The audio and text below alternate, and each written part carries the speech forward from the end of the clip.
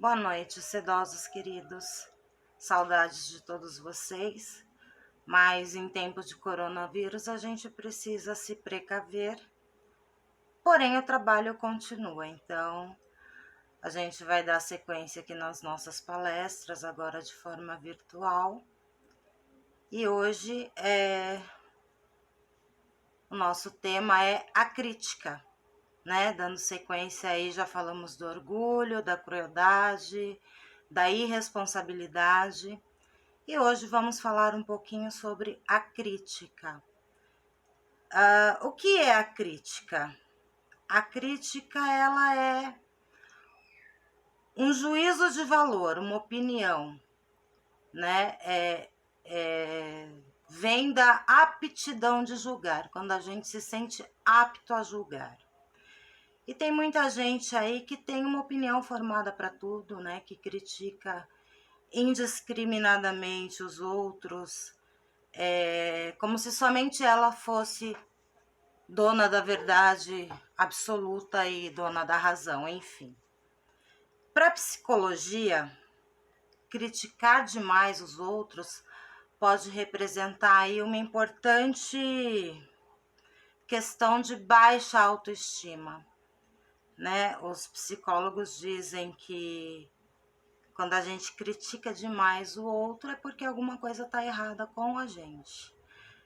Eu trouxe até novamente uma frase de Freud, que eu já havia usado algumas vezes em outras palestras, mas que eu acho que é bem pertinente agora, que ele diz que quanto mais Pedro me fala de Paulo, mais eu conheço Pedro. Ou seja, quando a gente fala muito de alguém, quando a gente critica muito alguém, a gente está criticando nós mesmos, né? Porque a gente usa um mecanismo psicológico chamado projeção. O que é a projeção? É efetivamente projetar no outro aquilo que é nosso, né? Emoções, comportamentos, ações, frases, enfim. A gente projeta no outro aquilo que está dentro da gente. E o que define essa projeção e o teor crítico delas é o nosso conteúdo interno, né? Quanto mais críticos e negativos e reprovadores nós somos, mais isso evidencia, segundo a psicologia, uma baixa autoestima. A grande questão aí também já foi dito isso algumas vezes, aquilo que eu não aceito no outro, na verdade eu não aceito em mim.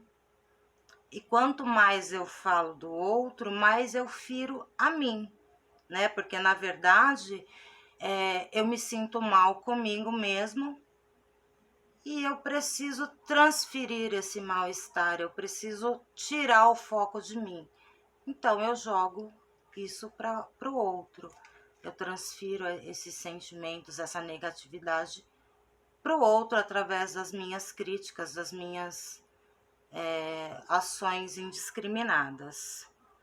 E aí a gente tem que entender que o que falta, o que a gente precisa fazer nesse sentido é trabalhar o nosso autoconhecimento, né? É trabalhar a aceitação, a autoaceitação, não só dos nossos pontos fortes, mas principalmente dos nossos pontos fracos.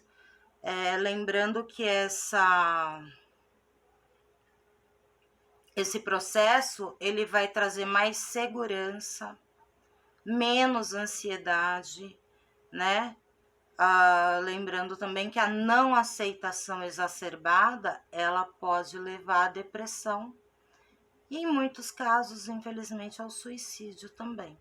Então a gente tem que tomar muito cuidado com isso e trabalhar mesmo o autoconhecimento, né? É a melhor forma da gente lidar com essa questão.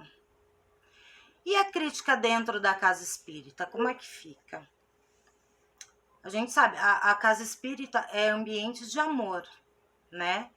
De positividade, que nos convida a substituir a crítica pelo apoio fraterno no trabalho coletivo. E aí, mesmo quando a gente, dentro do nosso trabalho na casa espírita, precisa chamar a atenção de alguém ou aplicar o que eles chamam aqui de serviço de correção, a gente precisa lembrar de agir com empatia, né? De se colocar no lugar do outro e usar palavras de amor, fazer com que essa reprimenda, né, perca o sentido de ferir. A gente precisa acolher e eu até gostaria de trocar essa palavra crítica pela palavra orientação, né? Aqueles que cabem cargos de direção, de coordenação, enfim, precisam acolher e orientar, né? De uma forma mais amorosa a todos os trabalhadores, principalmente aqueles que de alguma forma estão errando, né, dentro das suas funções. Mas isso não significa que a gente não deva criticar, vamos lá, de novo, trocar, criticar por orientar dentro da casa espírita. Essa função existe, ela precisa ser feita, mas ela precisa ser feita de forma segura e construtiva. A gente precisa ser sensato, ser sincero, permitindo usar o crivo da razão, né? Como diz Kardec, ele tanto nos recomendou o crivo da razão, e nós precisamos usar sim esse crivo da razão nessas situações e pensar racionalmente, né? Mas sempre com muito amor, com muito acolhimento ao nosso próximo. Inclusive Emmanuel, através da psicografia de Chico, ele nos sugere sermos guiados pela misericórdia e não pela crítica. E ele se refere aí às acusações, né, que provêm do orgulho. A Karina, na última palestra dela, brilhantemente falou sobre os filhos do orgulho, né? E a crítica, quando usada com soberba, né, ela é filha do orgulho, sim, e pode fazer muito mal aos outros e a nós mesmos. Então a gente tem que objetivar, corrigir, ajudar. Se eu não posso ajudar, se eu não tenho nada que agregue, é melhor eu me abster de comentários, né? E reconhecer, né, os esforços das pessoas, como o próprio Emmanuel diz, valorizar o esforço alheio. Não valorizar o erro que ele está cometendo, né, mas valorizar o esforço que ele está fazendo na construção, né, do bem comum. E aí tem um tema sobre as críticas destrutivas no dia a dia. Toda realização útil na Terra, ela demanda de muita paciência, de muito suor, de muito trabalho e muito sacrifício de todos nós. Porém, por um lado, se edificar é muito difícil, destruir é muito fácil, eliminar é muito fácil.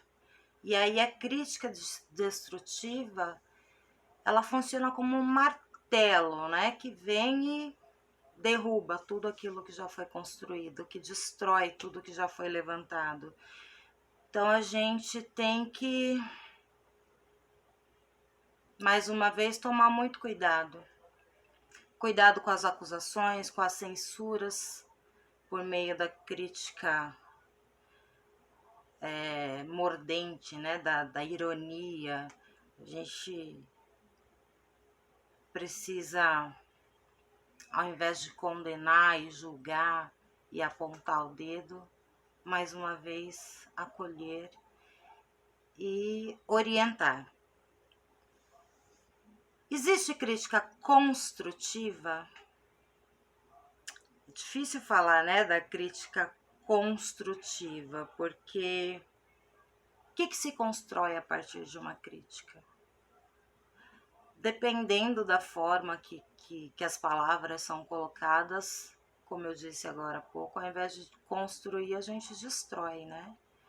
Então, o fato é que ninguém gosta de ser criticado. Nem eu, nem vocês aí do outro lado, nem ninguém.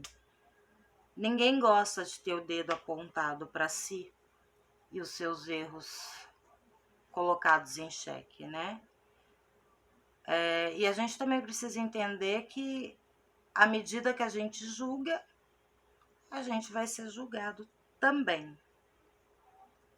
Então, se por um lado, com as críticas, essas orientações, a gente pode reajustar a rota e pode construir, essas mesmas críticas, por outro lado, podem causar muito mal, né? Podem entupir aí o nosso subconsciente e trazer muitos traumas para a vida. Se a gente parar aqui para pensar um pouco, né? A criança, ela é criticada o tempo todo. Não pode isso, não pode aquilo, tudo é feio, é perigoso, tá errado, né? Não pode, não pode, não pode. E a criança, ela acaba crescendo muitas vezes com isso, né? Na cabeça, que tudo tá errado, que tudo, né? Ou então, porque você é burro, né? Na nossa época aqui, quando a gente era criança, era muito comum que muitos pais falassem dessa forma com os filhos. Era forma de reprimir na época, né? Porque você é burro, porque você é idiota, porque você não sabe fazer nada. E isso gerou aí uma geração de adultos complicados, né? Adultos problemáticos. O fato é que a gente não é mais criança. O que tá feito, né? Então a gente precisa procurar criticar menos o outro, a nós mesmos. A gente precisa parar de confundir franqueza com grosseria, espontaneidade com falta de educação. E entender que a grande maioria das pessoas se magoa sim com as críticas. Dificilmente alguém vai pensar, mas ela não está criticando a mim, está criticando o meu trabalho. É ilusão a gente pensar assim, porque não dá para separar ainda o profissional do ser humano. O advogado é uma pessoa, o balconista é uma pessoa, o palestrante é uma pessoa, enfim, todos somos seres humanos. E ainda que não estejamos exercendo a profissão, exercendo a atividade, a gente entende sim a crítica como sendo a nós e não ao nosso trabalho, a nossa atividade, enfim.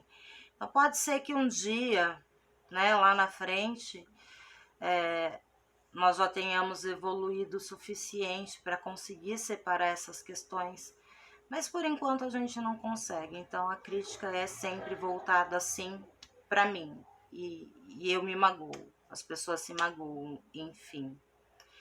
E tentar, né, dirigir quando precisarmos corrigir, orientar, né? Dirigir a nossa fala com muito cuidado e especificamente para aquela questão que precisa ser corrigida, né? Não ser leviano no que a gente fala, em como a gente fala. Tentar ser o mais correto possível e, mais uma vez, exercer a empatia, se colocar no lugar do outro, falar com o outro como eu gostaria que falassem comigo, né? Porque não é fácil, gente, não é fácil ser criticado, não é fácil se sentir julgado. Então a gente precisa ter muito amor com o nosso próximo nessas atitudes. É claro, é importante que a gente tenha alguém, né, que possa nos mostrar no que a gente está errando, no que a gente pode melhorar. Mais importante ainda é nós estarmos abertos a isso, a gente deixar nosso orgulho de lado um pouquinho e entender que a maioria das pessoas com quem a gente convive realmente quer o nosso bem, né? Então aí são duas questões em relação à crítica, que é como eu falo e como eu recebo. Então a gente tem que sim deixar o orgulho de lado, porque o orgulho é o grande vilão nas duas situações, né?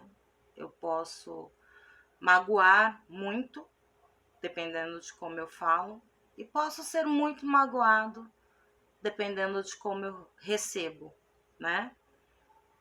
E aí tem algumas questões que é legal a gente avaliar, né? A gente fazer uma reflexão, parar para pensar, especialmente dentro do nosso trabalho, dentro da casa espírita, né?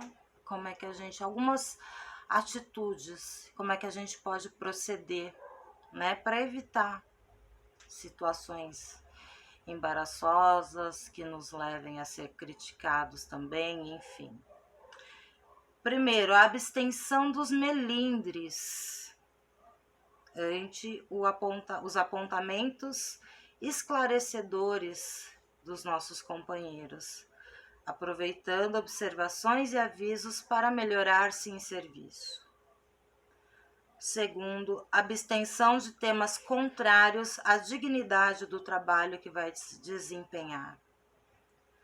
Terceiro, evitar piadinhas jocosas e considerações injuriosas a quem quer que seja. Quarto, esqueça dos comentários escandalosos, queixas, azedumes, apontamentos irônicos.